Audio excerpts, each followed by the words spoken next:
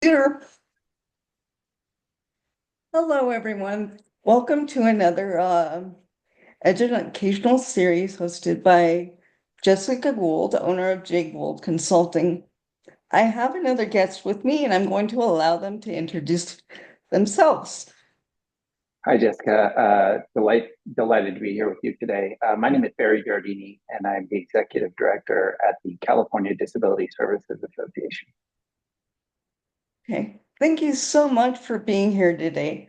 I have one major question for you, and it is up to you where you want to take this question, which is, why is legislative advocacy important for people who are not in public policy to engage in? In other words, organizations, public individuals, etc. Yeah, that's a great question and really fundamental to kind of our entire system of government. And advocacy is obviously how so many things get done. For me as a professional advocate, it's a little different than it is for individuals or organizations. It's part of my daily job to be an advocate, and the real important nature of advocacy is really around making change and bringing awareness to important issues that affect people's lives in one way or the other. So, in the disability services arena, advocacy is the reason we've seen so much change over the past 50, 60 years around access to services, to community inclusion, to educational and employment opportunities, housing, investment in services, so that people with disabilities can have the lives with dignity that they choose, and that they absolutely deserve. And I often talk to our members, my members at CDSA. They provide services to individuals with intellectual and developmental disabilities, um, but they themselves are businesses. And one of the things we always stress to our members is that they are good advocates, and we need their advocacy. That we, on their behalf, try to be good advocates, and our advocacy is absolutely essential. But really, the most important advocacy and the best advocates are individuals whose lives are directly impacted by the change that they are seeking in their advocacy. So people with disabilities, their family members, the individuals who provide the direct supports every day, they can tell a more compelling story about why change is needed or investment is needed. They can tell that story better than anyone. And advocacy goes beyond necessarily getting immediate change. Um, in a perfect world, we would identify the need, ask our elected representatives for the change, and we'd snap our fingers and it's done. But unfortunately, the nature of advocacy is that it's kind of a perpetual struggle for improvement. We rely on the government to help. I mean, that is at its core the intent of government, and there's often a lot of goodwill and a desire to make change and help from elected representatives, but they're also compete. They have a lot of competing demands. So advocacy is the key to elevating your needs and your wants, desires, so that it's in the awareness of the elected representatives. So when they're deciding on bills that or legislation that could change policies that would better people's lives, they need to be aware of the impact and who this matters to. If they're making decisions around funding, they need to be considering how important the funding is for disability services, and they are always keeping that in mind against all the other competing demands on funding that exist in the state of California, but also at the federal level, at the national level. And the only way to elevate the needs, wants, desires of the disability community is to engage in that advocacy. Advocacy can take many forms. It can mean reaching out to an elected representative's office and letting them know what you want. It can mean going into the office and trying to get a meeting with an elected representative or someone on their staff to highlight your needs, wants, desires.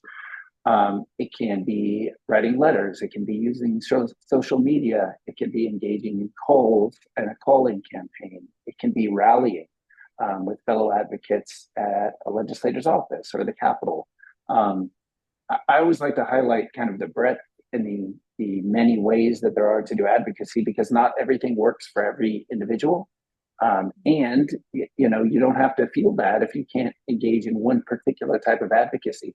Sometimes advocacy is telling your friends and family members about what's important and responding to just an online call to action petition, something like that. So there are so many ways to do it, but the core underlying need and value of advocacy is really about educating our lawmakers about what's needed and what's important to your life, and then asking them to follow through to meet that commitment. I am gonna ask you a second question just because my company, Jay Gould Consulting, works on the educational advocacy intersection line where we train on some of the things you mentioned. Mm-hmm. One of the top issues we get as an organization from our potential clients or people looking to engage is as political climates change, there is sometimes hesitation on certain techniques of advocacy. So I am asking you as another, I mean, I know the answer to this, but I like to hear from other people as well. Sure. If an individual or even an organization is hesitant to advocate due to political climate, Mm-hmm. um, can you talk a little bit about how there's built-in protections for those areas, Sure. especially in a professional advocacy effort? Yeah, absolutely. And it's a great question. And I think one of the big barriers, I think, to people getting involved and engaging in advocacy can be fear or trepidation about what's going to happen. Um, you know, Depending on the political party in power, or more importantly, really what you're asking for, and who ultimately has the ability to say yes, it's going to change kind of how you're asking for things and the way you're going to be asking for things. Um, Now, there are times, for example, and I will try to circle back specifically to your question. Um, but there are times when you're asking for more, right? And it's absolutely important, but you're not risking going backwards. You're asking for progress. So that might be one way, and you're going to change your tone of your advocacy at that point. You're going to try to build consensus. You're going to try to build buy-in. You're going to try to explain why it's important that while we have this opportunity, we need to make forward progress.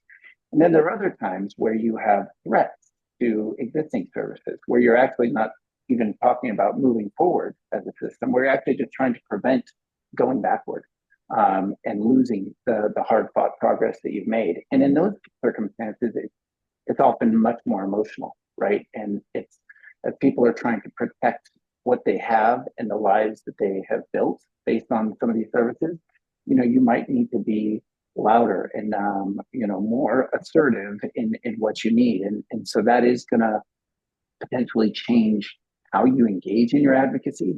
The actual advocacy itself is maybe not different, like the modes or ways that you would advocate. Like you're still going to have to have local electeds. You're maybe still going to be a rally, but you change your messaging and you change your tone a little bit depending on the circumstances. You touched on the fear though, and I think it's important for folks to realize that we do have protections under the First Amendment to free speech, to peaceful assembly, those types of things where you have the right to engage in this advocacy, in a reasonable manner. I mean, there are ways you can engage in advocacy that could get you into trouble, but those are pretty uncommon. And but there are laws protecting you for the right to gather, to engage in this advocacy, to show up to Capitol buildings, for example. There might be some rules and time restrictions and things like that. But in general, you are protected for speaking your voice and speaking your truth to the powers in charge, to push for the things that you need. So those protections are real. They exist. They're kind of fundamental to the nature of our democracy, protected in that First Amendment to the Bill of Rights. So those are things to try to maybe give folks a little bit of comfort that those exist to protect the public and the right to speak your mind and participate in advocacy. Thank you for that. Those are actually my two fundamental questions. Is there anything you would like to close on before I end this recording? Well, I'll say a couple of things. Just first, I want to say thank you to you for providing this educational series, for inviting me on today, for allowing me to be a part of this. It's an honor and a pleasure to be with you and to get to know you a little bit. The second thing I would say is, and it kind of touches on that question you just asked. Now is a time where disability services, I recognize that a lot of people might be following the news, might be recognizing that there are threats to funding for disability services via Medicaid and other things. And I would just urge everyone to try to get involved in some way to make sure that your representatives at the federal level, the representatives at the state level, all really understand the importance of these issues to your lives. There are organizations out there that can help with talking points, with tips on how to do advocacy. Obviously, you're doing a great job, I was Jessica. actually going to end this recording with that. My organization, that's all we do. We train Oh, on these very issues. And we exactly. go as deep as people choose to. There are others out there, and we try to support each. I mean, as an owner and an organization myself, I support anyone who does this. So I'm not going to sit here and say I'm the only game in town because I'm not. No, I would But just hope people would reach out to you and your organization to get those tips, to try to make everyone feel a little bit more comfortable because, like I said, it can be intimidating to do it the yeah. first time. But like everything else in life, the more you do it, well, maybe not everything, but many things in life, the more you do it, the easier it gets, the more natural it becomes. And relying on resources like yourself is a great way to make sure you feel comfortable starting out and engaging in that advocacy. Well, thank you so much for your participation today. I'm going to stop this recording. Thanks so much, Jessica.